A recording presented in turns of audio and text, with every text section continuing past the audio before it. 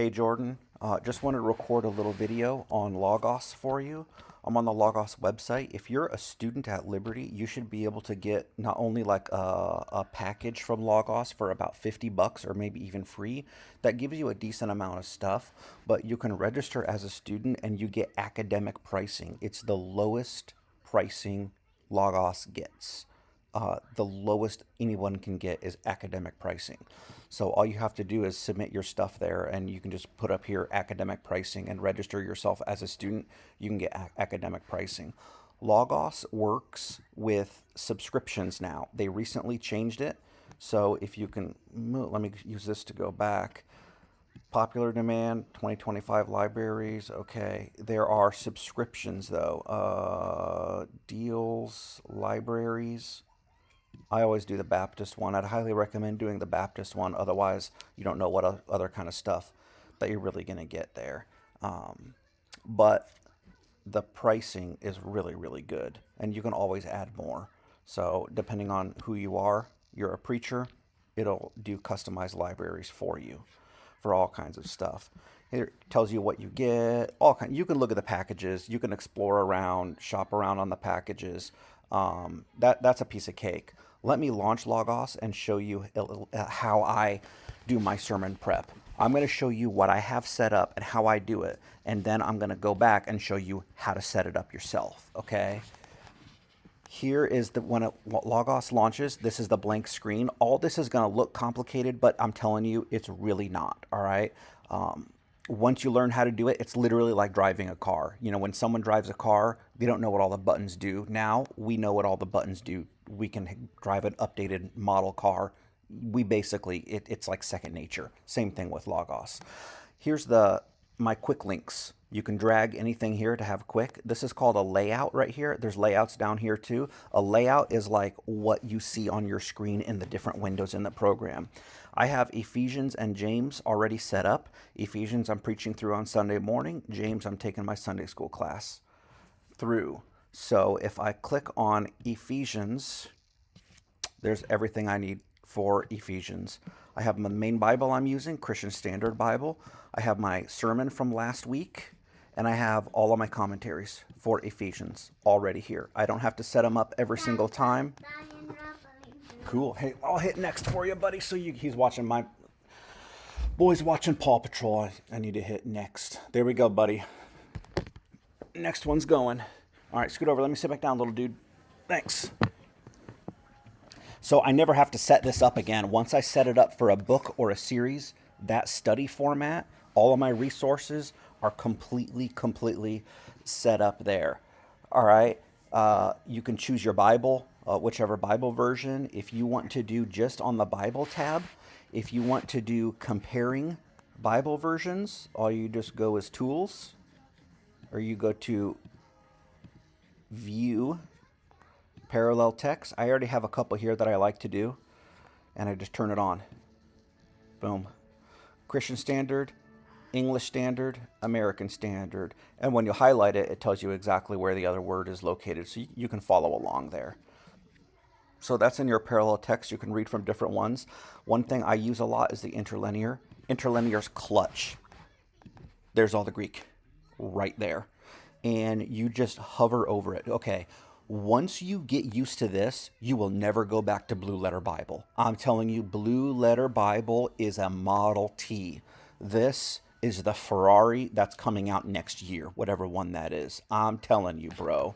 Blue Letter Bible is solid, but for preachers, you know, anyone can use Blue Letter Bible. For preachers, this is much more appropriate. So I'm in Ephesians. Let's just start with, like, I don't know, say one. Any of those. Hover over it. There you go. You double click it. You can do a Bible word study right on that Greek word. There's the chart right there. There's the Bible word. There's how it's translated. Here's where it's translated. It appears in Mark once, Luke once, Romans, and you go down here, tells you all of the spots. I mean, this word study, it's just right at your fingertips right here. And here's the cool thing too is, here's a pronunciation. Evlogietos. Any word. With genealogies, you ever have any of those weird names? Dude, pull up your Logos, do a word study, and push that button. Tells you exactly how to pronounce all the names in the world. I absolutely love that feature. It's funny and it's silly, but it's a lifesaver, trust me. But there's everything right there. And if you look also, this is really cool because it should like parse them. See right there, just by highlighting, look down at the bottom. Carice, noun, nominative, singular, feminine, and then it gives you that. All you have to do is highlight over father, pater, noun, genitive, singular. If you want to know more about it, you can do the Bible word study right from right here. And there's the Bible word study right there. So let me X those out. Also, like Lord, you can do the fact book. Fact book is awesome. Already pulls it up in all these Bible dictionaries. All these Bible dictionaries. You have the fact book. There's your Lexham Theological Workbook, and it does it several more. If you go to read more, it'll open the full thing over here, and you can do that. So, like, that is just right here from the Bible itself. Now, if you look, here's my commentaries that I have. All on the right are my commentaries.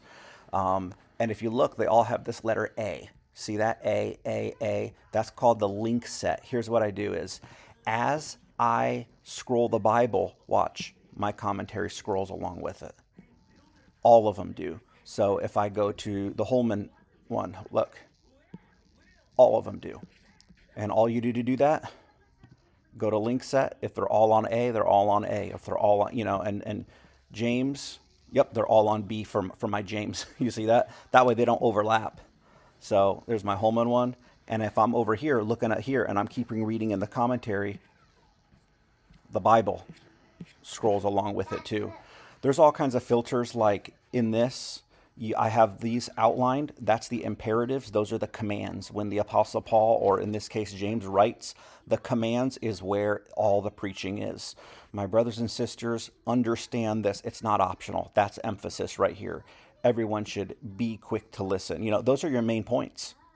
Paul or James wants you to understand that you must be quick to listen, slow to speak, slow to anger. That B is the verb also for quick to listen, slow to speak, slow to anger. I mean, just the emphasis right there, seeing that it's an imperative. And when you highlight it, see, I'm now look down at the bottom, verb, perfect, active, imperative. I'll teach you how to set that up if you get Logos yourself too. Any Bible or any book of the Bible, all the imperatives are already there. Let me show you this. 1 Timothy 4, for example. 1 Timothy 4, look, command, teach these things. Don't let anyone despise. All those. That's where all the emphasis is. There's your preaching right there. All the imperatives. Danger comes in preaching where people try to put emphasis on the non-imperatives, like over here. No. That is the commandment that Paul is giving to Timothy right there. So anyways, let me go back to Ephesians. A lot of these commentaries too, this Holman one is solid. Some of these are pretty solid too. That one's solid too. I'm going to move that there. But for mine in Ephesians, I actually use Kindle a lot too. And I use the exegetical commentary in the New Testament and this theological commentary for preachers by Abraham Kuruvella. These are a little bit more advanced. You can definitely dig into them, though. They're really good stuff. But from here, you can copy and paste right into your sermon. All right, now, here's the sermon. All that was just a study helps. How do you actually write your sermon in Logos? Well, it's a sermon manager. You can go to tools or put up here, sermon manager. It'll come up, but I drug it right here just to save it. You can tell when I started using Logos because March 31st of 2024 is when I started using it. And I didn't even have it all set up right, okay? But here's every sermon I've preached since then. Here's all my series I've preached. I preached 15 sermons in the book of Mark. I'm going to preach 12 sermons in the book of Ephesians because I already have it outlined. It took me 8 sermons to get through 2 Timothy. I did a series called Knowing God, which was systematic theology. I took 4 sermons in Jonah, 3 Nahum, and you can see them there. But here's all my sermons. I just preached this one, Bless God, because it was in the very beginning of Ephesians. Next week it's this. Here's text and title. And these text and titles I got from my chosen commentary. I just copied from the main commentary. There's the pericopes right there. Those are the texts. Those are the units of thought in the book of Ephesians. So I put those in right away. If you get good commentaries that you like, they follow the flow of thought of the book, right? So, I mean, I'm not really going to stop at, 1 to 1 3. No, no, no, no. That thought goes all the way to verse 14. So I need to preach that as a unit. At the end, he has some good stuff in there. So I don't even have to do a lot of that work myself. Now, of course, I modify it when I study. But anyways, when you do this, here is, let me show you the sermon manager again. Highlight that sermon. I don't you can auto publish to Logos for others to see. I don't auto publish my stuff, but I put the sermon title in, I put my series in, you put the passage in there, myself as the speaker, occasion, when I'm preaching it, where you're preaching it. Yeah, I'm preaching that at Central Baptist Church. Okay, and it's in there forever. So you know where you've preached what, when, all kinds of stuff like that. So then you just drag a sermon like this week is going to be Christ's. You just double click it, it's there, and I'm going to get rid of this. So there's my sermon for this week. As you can see, I haven't even get it started. I'm going to update this one. Boom. So that's updated now with this week's sermon. But and there I write my sermon. There's the heading. Point 1, text. Point 2. Now I'm going to have, you can do quotes, illustrations. The cool thing is here too, watch this, Ephesians, say 2, 1 through 3. I can hit tab to insert it in a line or hit command enter. There it is, right there. You can copy and paste right from your commentaries. In fact, I'm on Ephesians 2, 1 through 3. Doesn't matter where. Boom.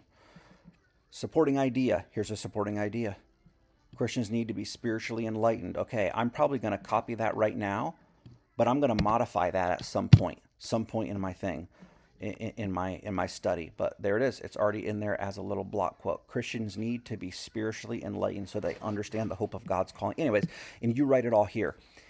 Here's what you need to do. If you decide to get Logos, bro, you need to get the preaching suite. That is an absolute must. Okay, if you don't get the preaching suite, it is not worth getting Logos.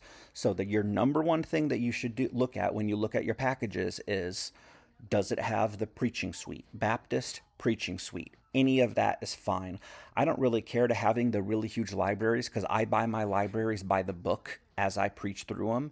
And sometimes Logos will have really good prices and sometimes Kindle will have them really good prices. My main commentaries are on Kindle for Ephesians, but I just put them up in a different window and copy next because I use those for Ephesians. But Logos already has some really good stuff there too.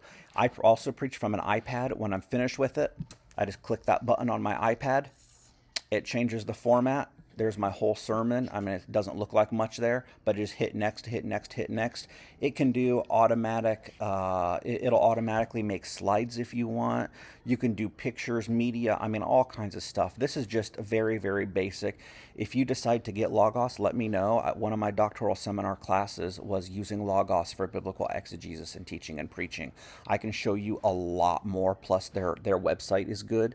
People are intimidated by it because they see all these buttons and they're like, I don't know what all they do. Dude, even after taking a doctoral class, I only know like 20% of what they do, but 20% is way more than I'll ever use. I mean, this thing is an absolute Ferrari, bro. It is it has revolutionized. I cannot preach without this. There's no possible way I can preach without this. Without the sermon manager, without compiling my sermon like this, I just can't do it. I don't know what I would do. It's crazy. I used to use Evernote before.